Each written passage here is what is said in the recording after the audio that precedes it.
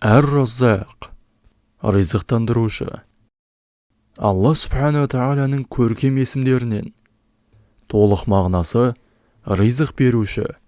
Алуан түрлі ризықтарды жаратады және сол ризықтарымен мақлұқтарын ризықтандырады. Зікір етудің пайдасы өмірде ризығы мол болу. Я Раззақ, я Раззақ, я Раззақ, я Раззақ, я Раззақ, я Раззақ, я Раззақ, ризықтандырушы.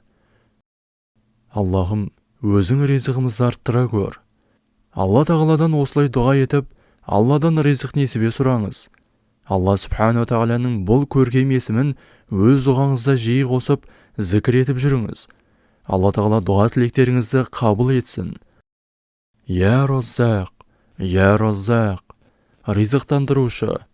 Я Раззақ, я Раззақ, я Раззақ, я Раззақ, я Раззақ, я Раззақ, я Раззақ, я Раззақ, я Раззақ, я Раззақ.